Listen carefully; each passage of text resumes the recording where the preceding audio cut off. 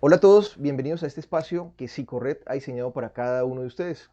Hoy estamos en el espacio de Cineforo Psicorred, un espacio en el cual ya traemos a un experto y con ese experto analizamos algunas películas que hemos visto con anterioridad, pero lo vamos a hacer ahora pues desde una disciplina, desde una temática y el día de hoy pues vamos a hacerlo con la película Fractura.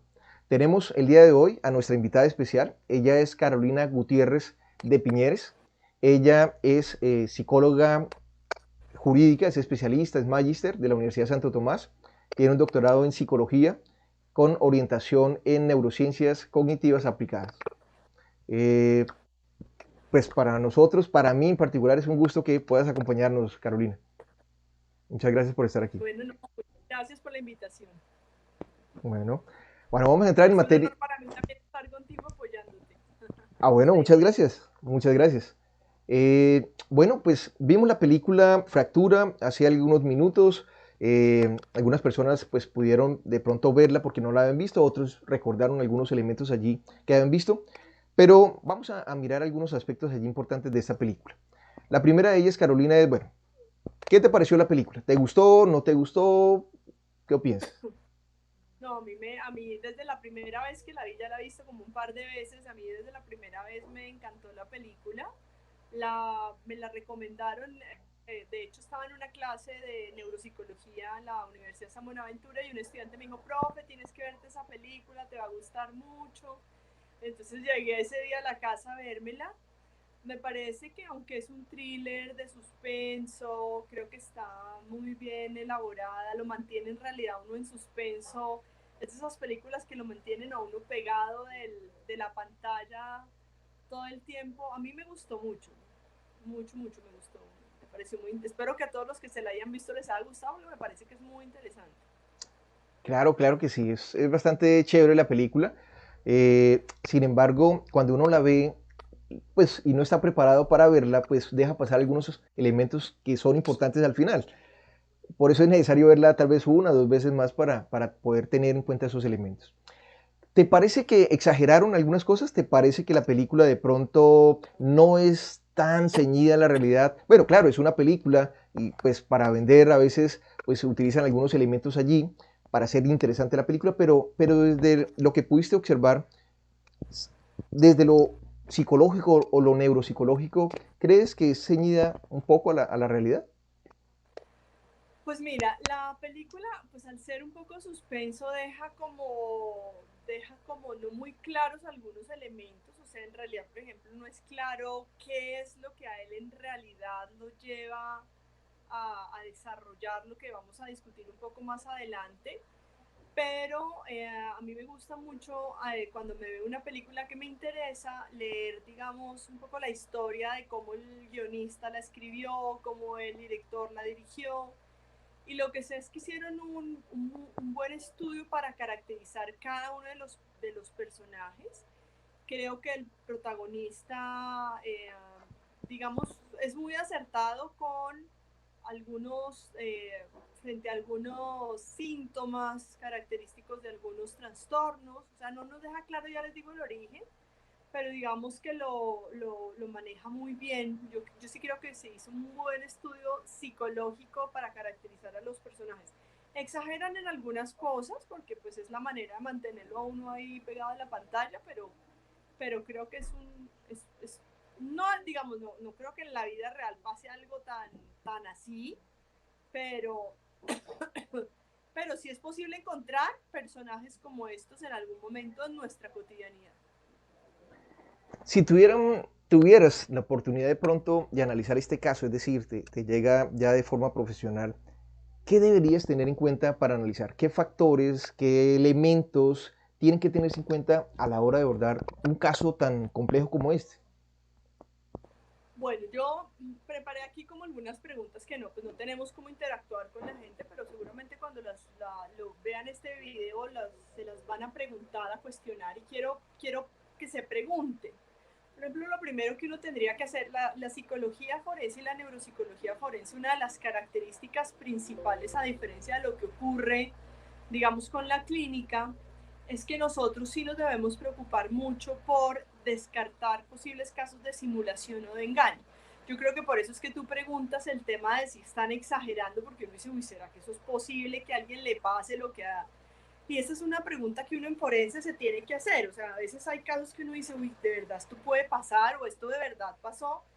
Entonces, una pregunta que uno se tiene que hacer para iniciar es, ¿esta persona en realidad intenta engañar? O sea, intenta simular un cuadro con un fin ulterior. Es la primera pregunta que nos tenemos que hacer. No sé qué se responderían ustedes. No sé, tú, por ejemplo, Frank, ¿qué te responderías si yo te hiciera la pregunta? ¿Tú crees que esta persona, supongamos que si existiera, intentaría engañar? Pues uno al principio de la película, digamos durante el desarrollo de la trama, casi que hasta que llegan a... Qué pena tirarme la película para los que no se la han visto, porque... Pero cuando aparece la psiquiatra, para muchos parece que él estuviera mintiendo, parece que él estuviera como o sea, este tipo, ¿qué le pasa? O sea, primero preguntan una cosa, le decimos que no, o sea, como que solo ella como que es la que realmente le cree que algo le pasa, ¿cierto? Ujú. Entonces uno sí se pregunta, y en todos los casos donde uno, digamos, vea una persona con estas características, debería preguntarse esto. ¿Esta persona intenta engañar? La segunda pregunta sería, ¿tiene algún motivo subyacente para su conducta? Si uno llega al final de la película, uno dice, podría tener una motivación para simular. Y es que tiene el cuerpo de la esposa y de la hija en el carro, en la parte trasera, y él podría estar tratando de simular. Eso se llama comenzar una simulación antes de que alguien antes de que alguien la descubra. Entonces, digamos, llega y se hace el que está desorientado, y entonces uno dice, podría tener alguna motivación, sí. Ujú. Pero yo sigo pensando, mi hipótesis inicial siempre en este caso es que él no estaba intentando engañar. La otra pregunta que nos debemos hacer, que en estos casos donde pareciera que hubiera fallas en la memoria, es, ¿está implicado algún daño en memoria? O sea, ¿hay alguna deficiencia de los procesos de memoria? Y la respuesta es claramente sí, hay varios problemas de memoria. O sea, él no recuerda bien cómo llega, él está seguro que abre la puerta del ascensor y que la hija y la esposa bajan por el ascensor para el examen que le tienen que hacer a la hija. Entonces uno piensa, sí coinciden los cuadros, digamos, las alteraciones en la memoria con lo que uno encuentra muchas veces en la vida real. Uh, Aquí hay otra pregunta, pero esa la voy a dejar para después.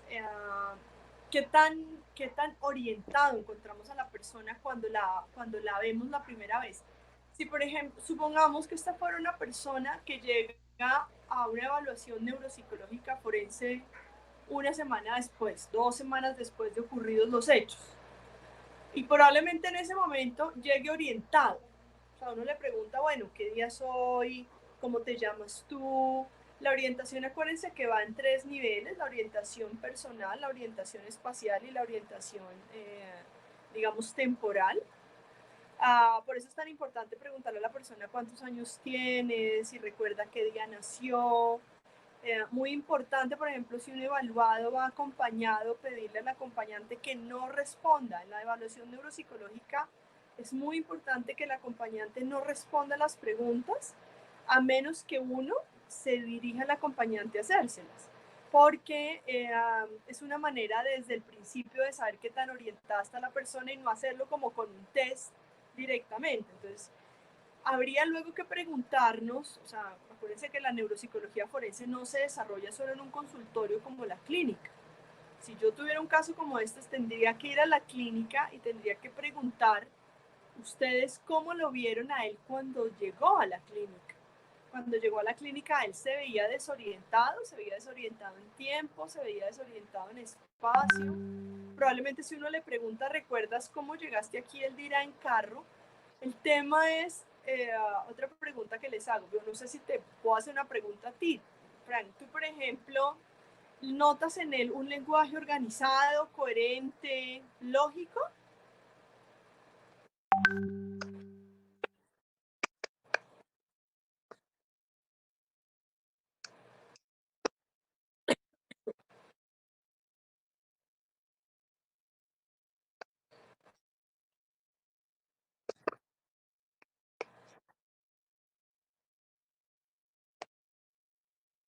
Ajá, sí. Entonces, fíjate que eso es lo que realmente la mayor dificultad en él no es tanto la memoria, sino algo que llamamos una confabulación. Lo que aparece en él es la característica de una confabulación. La confabulación se caracteriza por que hay un discurso que aparentemente es muy lógico, es elaborado, es coherente, no es una cosa disparatada. O sea, la persona con que confabula no llega diciendo que pasaría en un episodio, por ejemplo, psicótico. Una persona con una confabulación no parecería tan psicótica, sino que pareciera estar dando un dato que proviene de un hecho que en realidad ha vivido, pero que no encaja mucho en lo que está pasando en el momento. O sea, no dice, no, es que unos extraterrestres me secuestraron a mí y a mi esposa y entonces ahora no encuentro a los extraterrestres. No, o sea, eso sería más vinculado como con una psicosis. En la confabulación la persona está convencida que lo que está diciendo es real, pero además la confabulación viene un poco, bueno, en la confabulación les digo, hay muchos debates sobre la definición y sobre las características, pero en general un relato de una persona que confabula, a veces para el evaluador es difícil de saber si la persona en realidad está contando una historia real, porque ustedes ven que él llega y pregunta, es que yo llegué aquí con mi esposa, ella bajó por tal ascensor, o sea, es capaz inclusive de ubicar a la esposa y a la hija en un tiempo y un espacio, en ese espacio donde él se encuentra. Y eso hace que uno diga, ¿será que está engañando? Porque es que es muy extraño, aparentemente. Claro, cuando uno sabe un poco más de daño neuronal, de daño neuropsicológico, uno sabe que la confabulación tiene esa característica. Pregunta varias veces lo mismo, ya le han dicho que él no llegó con nadie hasta que casi que se aburre, entonces como que lo pasan y lo hacen esperar, porque en realidad lo otro que pasa es que la gente no sabe cómo darle manejo, ¿no? Entonces, bueno, esas son las cosas, uno tendría que ir y preguntar a la clínica, si yo lo estoy evaluando después, cómo lo vimos llegar, cómo lo vieron llegar, si lo vieron llegar ansioso, agitado, desorientado, o si lo vieron llegar más o menos tranquilo, pero como que los datos que está dando no coinciden. Es que él dice, yo registré a mi hija y a mi esposa, busque, que yo la había registrado, y la niña de la recepción le dice, aquí no aparece nada, y le muestra, y bueno. Ujú. Entonces, un poco esos son los primeros elementos que nosotros debemos preguntarnos. a preguntarnos si la narrativa, por ejemplo, parece ser falsa y por qué pareciera ser falsa. Entonces uno, por ejemplo, si él dice, yo tenía a mi esposa y a mi hija y no las encuentro y las secuestraron, pues nosotros deberíamos corroborar a través de, por eso esto son, acuérdense que a veces las evaluaciones tanto psicológicas como neuropsicológicas hacen parte de una investigación más grande. Entonces yo tendría que pedir apoyo, por ejemplo, con un investigador para que nos trate de ubicar información sobre si él estaba casado y si tenía una hija. Esos son datos a Ujú. los cuales podemos Sí, acceder, ajá. ¿cierto? Porque hay que diferenciar esto para poder saber si él en realidad está relatando algo cuyo origen sí es real, pero que su recuerdo está distorsionado. ¿Sí soy clara? Sí, Entonces les sí. digo, no, es que mi esposa y mi hija, y resulta que hacemos un seguimiento, pero él nunca estuvo casado o nunca tuvo una hija. Entonces uno dice, este tipo un brote psicótico, está delirante, no está confabulando. Pero si él sí tuvo una esposa y una hija, pues esos datos hay que corroborarlos. Es que yo me bajé en una tienda a echar gasolina y a comprar algo. Pues habrá que ir y buscar en las gasolinerías cerca, en Estados Unidos, pero ir a buscar si alguien con esas características llegó, si alguien con esas características, si hay una cámara de seguridad. O sea, vuelvo y les insisto, nuestra evaluación no depende solo de lo que nosotros podamos evaluar en consultorio, sino de corroborar datos, porque a nosotros sí nos interesa hallar la verdad.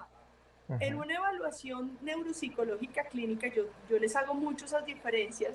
Si la persona me miente, pues yo trabajo con la mentira. O sea, si la persona me dice, por ejemplo, yo estoy deprimido y resulta que no está deprimido, en clínica a mí no me debe importar tanto eso porque finalmente la intervención pues no lo va a dañar, pero nosotros sí, porque cuando vayamos a juicio a sustentar, a nosotros nos van a preguntar usted cómo descartó que esta persona no estuviera simulando, una pregunta que siempre, o disimulando.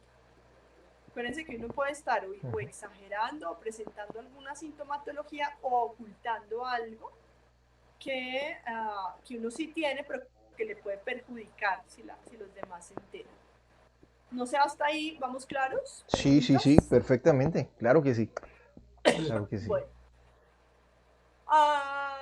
Otro elemento muy importante que deberíamos tener en cuenta en este caso es, al hacer el análisis ya de la película, es cuáles serían las posibles razones que dan origen a los síntomas que encontramos en él, ¿verdad? Entonces, lo primero que uno se le viene a la cabeza es, él era alcohólico, ¿cierto? Él fue alcohólico en una época, había dejado de, digamos, lo que se considera a nivel de adicciones es que la persona que es alcohólica, por ejemplo, nunca deja de ser alcohólico porque su cerebro ya generó la adicción, pero tiene un manejo y mientras no se acerque al alcohol no pasa nada. Entonces uno dice, una persona que ha sido alcohólica en un momento de su vida podría presentar una confabulación, sí. Los datos clínicos, ahí es muy importante agarrarse de los datos clínicos, muestran que las confabulaciones son típicas, por ejemplo, en los síndromes como el síndrome de Korsakoff, que es derivado de una persona que ha consumido alcohol durante mucho tiempo, por ejemplo. Entonces, uno podría decir, primera causa de lo que estamos encontrando, ¿existe una causa biológica que podamos comprobar? Sí, él fue alcohólico. ¿Cuál sería una segunda causa de lo que encontramos? Él vivió un evento traumático derivado de su alcoholismo, donde unos años antes él iba en un carro manejando, estaba bajo los efectos del alcohol, se estrella y luego él se entera que la esposa estaba embarazada, ¿cierto? Entonces él pierde a su esposa y pierde pues, al bebé, que no sabemos si era una niña o un niño. Entonces, y si ustedes se dan cuenta en la película, no dejan ver que él haya tenido él tuvo un tratamiento para el alcoholismo, pero no se observa como un tratamiento tan claro para el evento traumático, para el estrés postraumático que derivó de la muerte de su esposa que estaba embarazada. Ahora, puedo estar ahora yo inventando, pero si era así cierto, la ex esposa estaba embarazada. Sí, eso es lo que recuerdo también. No sé si estoy confundiendo entonces otra película, pero sí. No, yo creo que sí, es que a veces uno se le enredan los personajes y me la vi hace poquito, pero creo que era así. Entonces, otra cosa que hemos visto es que los datos clínicos a nivel neuropsicológico, investigaciones, digamos, con estudios de caso, han mostrado que hay una relación entre afectaciones neuropsicológicas y estrés postraumático. Entonces, nosotros no nos debemos quedar solamente con buscar una causa biológica, como por ejemplo un accidente cerebrovascular, un traumatismo craneoencefálico, sino también un origen psicológico. Y ya les digo, el estrés postraumático no tratado se ha visto que puede tener una relación con consecuencias neurocognitivas. Se han encontrado alteraciones de la memoria, se han encontrado alteraciones de las funciones ejecutivas, del procesamiento de la información. No tanto la confabulación, pero sí podríamos decir que la suma de el haber consumido alcohol durante tantos años más un evento traumático podría haber generado la confabulación que encontramos, que es el síntoma más evidente cuando llega a la clínica, ¿cierto? Ah, hay quienes dicen que el hecho además vuelve a sufrir un nuevo trauma, ¿no? Fíjense que él se baja él está durante el viaje muy ansioso. Desafortunadamente, por ejemplo, en la vida real, si la esposa muere, nosotros no hubiéramos podido nunca tener acceso a la información que les voy a dar, pero que la película sí la aporta y es muy importante. Fíjense que ellos, cuando empieza la película, van discutiendo con la esposa y la esposa le dice, has cambiado mucho, ahora estás más aislado, estás un poco más irritable, y entonces uno ahí tiene que pensar, bueno, estos síntomas llaman la atención.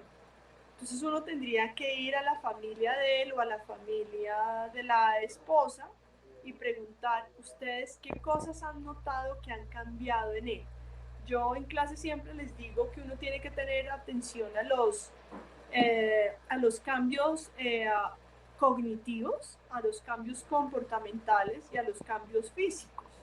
Por ejemplo, que una persona empiece a caminar, uno dice, no, es que empezó a arrastrar el pie, pero no tiene ninguna lesión. Eso es una cosa que puede ser una consecuencia neurocognitiva, neurológica. O sea, puede ser que la persona no tenga nada, pero los cambios físicos, por ejemplo, ha cambiado la expresión facial, ahora se ve como más rígido. No es el caso de él, pero les quiero poner ejemplos. Aquí la preocupación de la esposa es muy importante, porque la esposa dice, has cambiado mucho, ya no compartes tanto, te aburres con mi familia eh, y además estás más irritable. O sea, ella empieza a notar, ella empieza a decir como hay ciertos cambios en él, ¿cierto? Estos cambios son unos cambios muy de comportamiento social. Y ese comportamiento social probablemente nos está hablando de una alteración del lóbulo frontal, ¿ok? Entonces esa alteración del lóbulo frontal está muy relacionada también con el consumo de alcohol y otras sustancias psicoactivas que afectan directamente el funcionamiento del lóbulo frontal. Entonces fíjense que eso nos permite decir hacia qué lado nos vamos y hacia qué lado vamos a ir pensando la evaluación, porque con el tiempo vamos a tener que empezar a mirar si tenemos que hacer una evaluación, por ejemplo, de funciones ejecutivas, bueno, no sé, qué pena que está sonando el citófono, discúlpame el Sí, ruido, claro. pero No, tranquilo. entonces, no sé por qué mis hijos no contestan, qué pena que esto queda en la mitad de la grabación, pero bueno, así es esto cuando uno está grabando en vivo y en directo. Eh, bueno, entonces les decía que estos cambios llaman mucho la atención. Por eso, insisto, ella nos da una pista. Fíjense que, no, qué pena, ¿me pueden disculpar un segundito? No, tranquila, no te Porque preocupes. si no, no van a dejar de...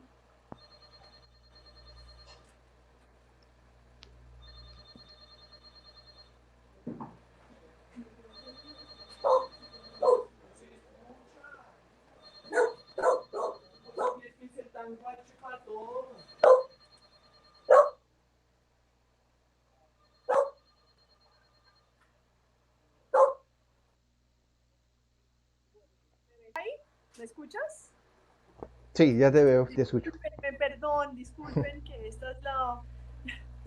Esto de uno vivir con los hijos, con los perros, con todo, es un poco difícil a veces. Bueno, entonces, esas son cosas de las que les decía, esas son cosas de las que a nosotros nos tiene que llamar la atención. Como en este caso la esposa está muerta, pues entonces nosotros tendríamos que hacer, por eso son tan importantes las entrevistas colaterales. O sea, en un caso real como este, uno tendría que ir a preguntar, porque fíjense que en la clínica nos dicen una información de cómo se encuentra él en el momento en el que llega, pero no nos van a dar información del estado previo. Esa información, esos cambios, solamente nos los va a dar alguien que lo haya conocido. Ahora, fíjense que cuando él llega a la gasolinera, él está un poco ya estresado, o sea, él está un poco molesto con la esposa, y él se baja y tiene que comprar, creo que unas pilas, si no estoy Sí. mal, y decide entre las pilas o licor, y él termina comprando licor. Ustedes saben que una persona que ha sido alcohólica si vuelve a tomar, aunque sea una gotica. De hecho, muchas personas que han sido alcohólicas, cuando toman medicamentos homeopáticos, deben pedir que se los prepare en un vehículo que no sea alcohol, porque una gota de alcohol podría generar o reactivar todo. Es una botellita pequeña, pero fíjense lo que pasa. Él se toma el alcohol y luego ve que su hija está al borde yo no sé, eso es como un vacío ahí, porque hay una construcción, Sí. ¿cierto? Es lo que uno observa en la película. Y entonces él ve, yo creo que desde ahí, por eso no es tan claro, y les voy a decir esto. Para mí la confabulación empieza un poco antes de que en realidad la hija muera, porque fíjense que él ve que un perro va a atacar a la hija, pero queda siempre la duda de si la hija, si el perro en realidad atacó a la hija o no. Dice que él le va a tirar una piedra al perro para que el perro se vaya, y lo que parece dejar la película es como si él con la piedra hubiera hecho que la hija perdiera el equilibrio, ¿cierto? O sea, ahí hay un poco de confusión, que es un poco lo que nos permite la película meternos como en la cabeza del personaje principal y ver cómo él está viendo esa realidad en ese momento. Entonces, uno se cuestiona, ¿será que primero, yo no sé, por ejemplo, Frank, ¿tú qué piensas? ¿El perro existía o no existía para ti? ¿O era una invención de su cabeza? ¿Tú qué creerías? Pues yo al principio pensaba que no existía el perro, solo que al final él nuevamente ve el perro allí que está peleando con otro y, y reactiva un poco el tema de esa confabulación, porque en el momento como que parecía tranquilo y es a partir de nuevamente ver el perro pues que va a pelear con el otro. Y, Fíjate que uno ve que el perro, yo creo que el perro sí existía, el perro estaba en la escena, pero el perro en realidad no estaba, no es, porque es que si el perro no hubiera existido, no sería una confabulación, sino sería ya un delirio, sería sí, claro. un invento. Es como lo que pasa con la confabulación es que uno puede ver la realidad, que si es real, no sé cómo explicarla para que sea sencilla, pero hay una alteración de cómo yo percibo esa realidad. Entonces, yo creo que el perro sí existía, pero el perro estaba como debajo de unas escaleras tranquilo. Muy probablemente para mí la confabulación empieza cuando él se toma la botella de licor, que activa otra vez todo su cuadro de adicción, y eso hace que él vea el perro como que estuviera atacando a la niña. Por eso yo creo que mucha gente dice que a él le genera un trauma ver que su hija, digamos, se cayó.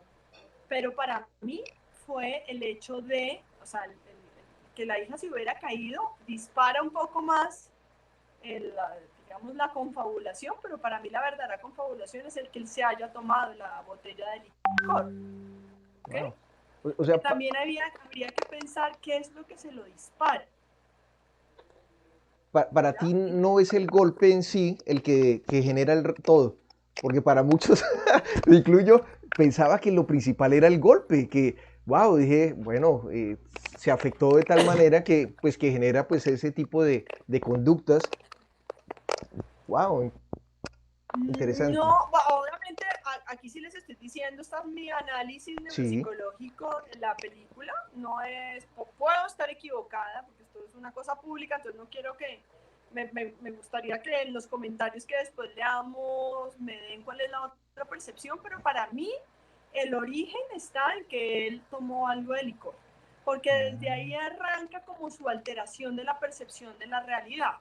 Desde ahí él piensa que su hija va a ser atacada por un perro y le lanza, y yo creo que de ahí en adelante todo lo que pasa es real, pero él ya no recuerda cómo pasó, o sea, realmente él pudo haber interpretado, fíjense que cuando la esposa baja, que él está ayudando a la hija, él está muy confundido ahí, por eso yo no creo que haya sido el golpe, ¿sí me voy a wow. entender? Sí, Porque es claro, claro que sí.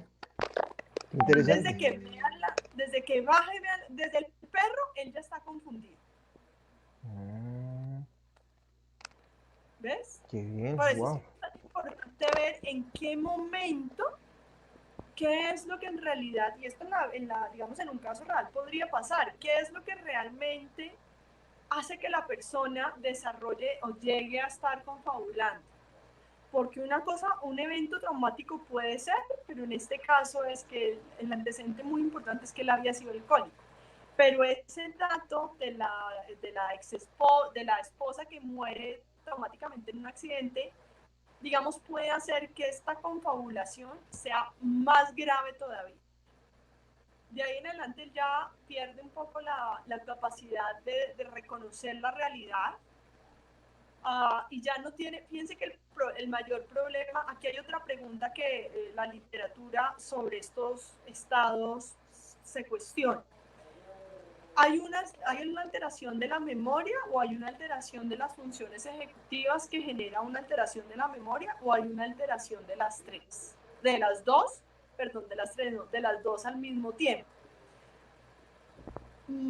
¿Por qué desde el inicio uno pensaría que no hay tanta alteración de las funciones ejecutivas?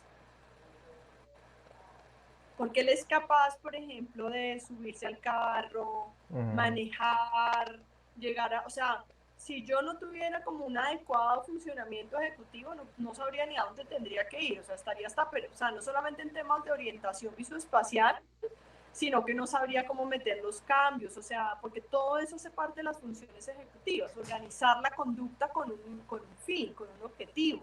Entonces él sabe que tiene que recoger a la esposa y a la hija, subirlas al carro, que para él en ese momento están vivas, y sabe que tiene que llegar rápido a la clínica. Entonces uno dice, aquí en realidad probablemente en ese momento no hay una alteración de las funciones ejecutivas, sino una alteración de la memoria. Ahora, en las confabulaciones puede haber dos tipos de alteraciones, varios, pero dos tipos principales se han descrito sobre la alteración de la memoria. Alteración de la memoria semántica, es decir, que yo no me acuerde cómo se llaman las cosas y empiece yo a llamar las cosas por otro nombre, o alteración de lo que llamamos la memoria episódica. En este caso, para mí hay una alteración más de la memoria episódica, porque fíjense que él cree, no es que él no recuerde, es que él tiene alterada la realidad. Él no recuerda, él sabe que llegó a la clínica, pero él piensa que llegó a la clínica con su hija y su esposa vivas y que la sube al ascensor para que rápidamente la esposa le haga un examen a la hija para ver qué le ha pasado con la caída, ¿cierto? Entonces, esas son las preguntas. En realidad, si no lo evaluamos, no lo podemos resolver. Pero sí les digo, esas son las cosas que nos tenemos que preguntar para construir las hipótesis que nos llevarán a planear la evaluación y a encontrar los resultados. ¿Ok?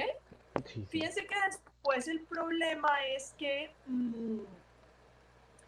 él, digamos, hasta ahí, ustedes lo ven en la clínica, que a pesar, él está angustiado, está ansioso, pero él no está violento. ¿Sí lo notan? O sea, él está molesto, pero él no empieza a golpear a la gente, no empieza, él se empieza a poner molesto con el tiempo.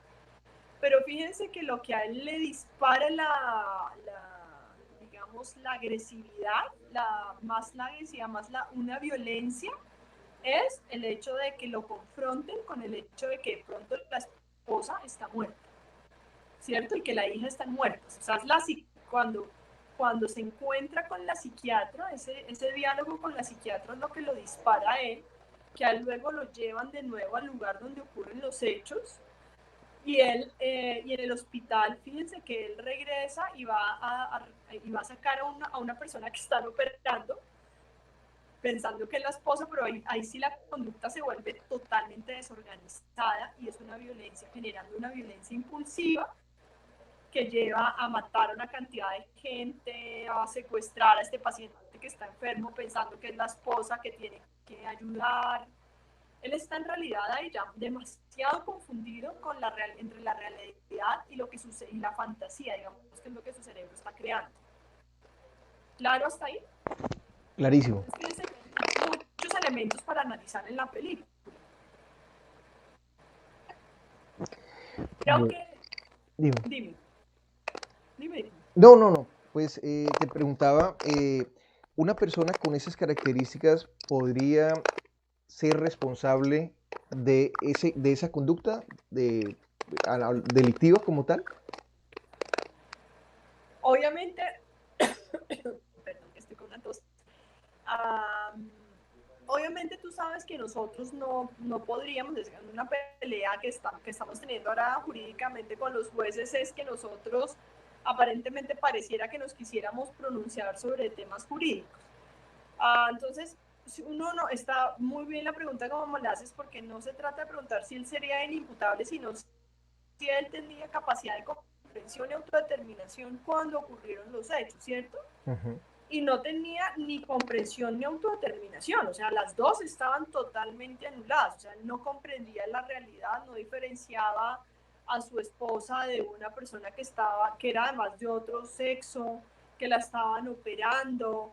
Él piensa que está rescatando a la esposa de algo malo que le están haciendo, porque en su fantasía él empieza a pensar, en su confabulación él empieza, fíjense que ya ahí empieza, ahí, eso es lo que la hace exagerada, porque una confabulación en la vida real no va a cambiar tan drásticamente una confabulación a algo que ya parece un episodio psicótico. ¿Me hago entender? Sí, sí, sí. O sea, él pasa de una confabulación a algo que ya es totalmente bizarro, desorganizado, errático, porque ahí sí empieza, ahí sí podríamos decir que con el transcurso de las horas empieza a aparecer como un episodio psicótico. Está totalmente alejado de la realidad, no diferencia entre, hay personas que él ha visto, que piense que él empieza a interpretar. ¿Recuerdas cuando en clase hablábamos de cognición social? Ujú. Sí, claro. Empieza a tener una alteración, sobre todo en el reconocimiento de las expresiones faciales emocionales. Entonces él interpreta que alguien que lo quiere ayudar en realidad le quiere hacer daño. Si recuerdas como que él mira a alguien y dice como esta persona me está mirando como sospechosamente, pero en realidad no es así. O sea, cuando muestran el paralelo de lo que él ve versus lo que en realidad pasa, no hay, por eso es tan importante, por ejemplo, empezar a incluir en nuestras evaluaciones esos aspectos de la cognición social, porque hay que empezar a ver si la persona en realidad tuvo la capacidad de interpretar adecuadamente lo que a las personas con las que interactúa están reflejando. Él empieza a ver malas intenciones, empieza a ver que le genera un poco de paranoia, ¿no? O sea, entonces él piensa que hay un complot en contra de él y de la esposa y de la hija, y que secuestraron a la hija y que muy probablemente va a ser para... Por eso cuando encuentra la persona que están operando, digamos, ya en su brote psicótico, él empieza a pensar que que la secuestraron como para robarle los órganos, es lo que Sí. uno interpreta como en la película, ¿cierto? Cosa que no está pasando, pero eso es lo que él empieza, entonces él piensa que la tiene que rescatar y salvar, y entonces esos aspectos son los que nosotros tenemos que mirar. La pregunta, qué pena que no respondí, es definitivamente entonces hay una alteración de la capacidad de comprender lo que pasa, de la capacidad de comprender lo que pasa cuando interactúo con otros, y por lo tanto yo no me puedo autodeterminar porque me estoy autodeterminando a partir de algo que yo percibo erróneamente. Ujú. Pongo un ejemplo. El poder reconocer las emociones en las expresiones faciales de las personas con quienes interactuamos facilita un poco la regulación de nuestra conducta. Entonces, si yo voy por la calle caminando y voy por un lugar que es medio peligroso, yo voy observando, yo no le voy preguntando a todo el mundo, usted me va a robar, usted me va a robar, usted me va a atracar, usted, ¿cierto? Uno no va preguntando eso, uno va con la identificación de la expresión facial, uno va leyendo la intención a través de la emoción. Uno dice, este parece que no me va a robar, este parece que me podría robar, y entonces uno ahí va decidiendo como por dónde caminar. ¿Me hago entender? Sí, sí, sí. Entonces, si uno ve que alguien lo va a atacar, o sea, si uno así está equivocado, si uno ve que alguien lo va a atacar, pues el cerebro se prepara para el ataque o para la huida, ¿cierto? Para quedarse uno quieto. Esa es la primera respuesta que uno da. Pero si ustedes interpretan erróneamente eso, pueden terminar atacando a alguien que en realidad lo que está haciendo es ayudarnos. Supongamos que están por un callejón oscuro y ven a alguien que, que, que sabe que hay ladrones ahí y se acerca a ustedes para decirles, oigan, tengan cuidado, no se meta por acá porque más adelante pueden atracarlo, pero resulta que yo tengo tanto miedo que en vez de leer esa expresión de ayuda, yo me anticipo y leo una expresión de ataque y lo mato, por ejemplo, saco un cuchillo y lo mato. Es lo que le pasa a este personaje. El no poder reconocer la intención en las expresiones faciales porque él tiene tergiversada ese reconocimiento, altera su regulación emocional. Entonces él, en vez de pedir ayuda o en vez de quedarse quieto, lo que hace es atacar, huir y defenderse. ¿Me hago entender? Sí, claro Entonces que sí. claramente está alterada su capacidad. O sea, en un caso real sería muy injusto que a esta persona la trataran como alguien que no es inimputable. ¿Ya? Bueno, muchas gracias, Carolina. No sé si quieras añadir algo más allí a la película, porque hasta ahora lo has hecho perfecto. No, es básicamente como esto, o sea, como que analicemos, o sea, como para concluir, quiero que pensemos que debemos analizar muy bien muchos aspectos antes de tomar una decisión, porque por lo menos una evaluación neuropsicológica forense requiere de la recopilación de muchos aspectos, sobre todo cuando nos va a quedar muy difícil evaluar a la persona en un solo instante. Por ejemplo, en estos casos yo les diría, no privilegien las pruebas neuropsicológicas.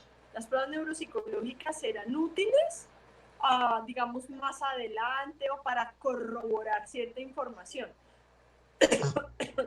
Yo no estoy diciendo que la entrevista es lo único que vamos a hacer, porque tampoco quiero dejar en el aire eso, pero una buena información que obtengamos a través de la entrevista directa y entrevista con colaterales va a enriquecer muchísimo la evaluación que estamos haciendo. Ahora, en la evaluación neuropsicológica forense es muy importante saber que los datos más relevantes de la entrevista no los vamos a obtener directamente del evaluado, porque piensen ustedes que tendrían que evaluar a esta persona y le van a preguntar datos de él, pues probablemente en ese episodio psicótico, en esa confabulación en la que estuvo, les va a dar información totalmente confusa. Entonces la fuente importante es importante para que ustedes se den cuenta que está desorientado, pero no es una fuente confiable porque él está confundido frente a aspectos importantes de su historia personal. Entonces por eso es tan importante empezar a buscar información colateral. Ya después de todo eso, para poder dar una explicación mayor del daño, se hagan una aplicación de una batería de pruebas, no antes. O sea, jamás apliquen pruebas primero antes de hacer una entrevista. El único momento en el que uno aplica pruebas primero antes de la entrevista es cuando van a hacer una evaluación con un mini mental, con un moca, para saber si la persona tiene en ese momento una capacidad para, para, para comprender la evaluación. Por ejemplo, si ya me doy cuenta que está desorientado un tiempo en espacio en persona, pues yo ya sé que esa persona no le debería hacer una evaluación. No sé si soy clara. Sí, se De afectaría resto, el resultado. las pruebas solo déjenlas para el final. Creo que ustedes tuvieron algo con Ismael Eduardo en el diplomado y creo que hay un video por ahí en Psicorred y él siempre dice eso. Las pruebas son más de reconocimiento de que de conocimiento. O sea, yo no puedo a partir de una prueba hacer un diagnóstico. Eso sería lo más loco del mundo si yo no con... Por eso yo insisto mucho en esto y tengo a la gente aburrida hasta acá, pero necesito que los que sean psicólogos acá lo tengan claro. Nosotros los psicólogos no somos testólogos, o sea, nuestra competencia primera no es saber aplicar pruebas, es saber obtener la mejor información a partir de las mejores entrevistas.